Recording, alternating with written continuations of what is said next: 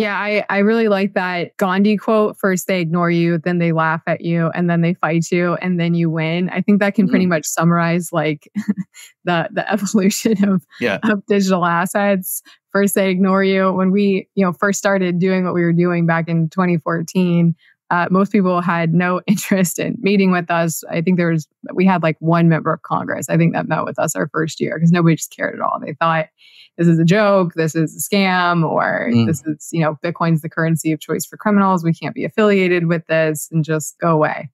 And then you had the laugh you stage. So, there's been a lot of scandals in the cryptocurrency space. But I mean, you see that in all advanced and developed technologies. Bad actors come in, they do abuse new technologies. They're always at the cusp of new innovations. And that's led to a lot of bad publicity and I think put bad name on the technology itself. I think we're past that. Criminals have been apprehended. They're in jail now. We're kind of back to the basics of focusing on the technology. How do we commercialize this technology? And how do we make sure its benefits are realized here in the United States for Americans?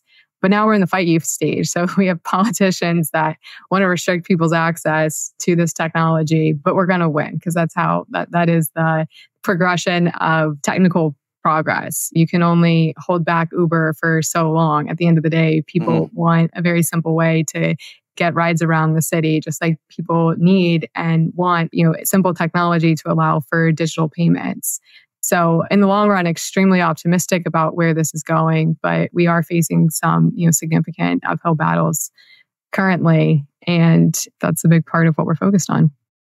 Maybe at this point, do you want to speak a bit like in terms of the regulatory climate here in the United States versus the rest of the world? Yeah, the US is it's really discouraging as an American because I want the US to lead and to win in this technological race. And a lot of times I like to kind of draw the parallels to the internet. So the United States government invented the internet, or the ARPANET that was created in a program called DARPA by Vint Cerf and Bob Kahn. And the technology was recognized that it would have commercial value. So then the Clinton and Gore administration passed an executive order, and there's a series of laws to incentivize the private sector to commercialize and develop the internet. And that's what we did. And we led that. And if you look at today, in 2024, 4 out of the top 5 largest companies in the entire globe of all businesses are internet businesses. Apple, Microsoft, Google, and Facebook, or Meta. Largest companies in the world. The 5th one's an oil company. And what do all those companies have in common? They're US businesses. Why is that? Because we led that technical development from the top. We had very strong leadership at the very, very top of government saying this is going to be an important technology. We want to harness its benefits here in the United States, and we want to foster that. And the rest of the world followed. And we've benefited dramatically. We have led the technological race here, largely because of what we've done with the internet. Now we're at Web 3.0. Sometimes we use the term blockchain interchangeably with Web 3. This is kind of the next era of the internet. The internet allows us to send communications in a peer-to-peer way. So we can send a message without having to go through a third party like the Postal Service. We can use, right now we're using VoIP. We're corresponding directly, peer-to-peer, without a third party sitting in the middle. The blockchain, or Web3, allows us to send digital data, digital assets, peer-to-peer. This is how you transact. So the blockchain will be what we use to transact and interact in the global digital economy, just as the internet is what we've used to communicate in the global economy. And if we don't lead, we have everything to lose. The US is the world reserve currency. We're talking about the rails of the financial system, of the economic system. Imagine if the United States had taken the approach it's taking with Web 3.0 as it did with Web 1.0.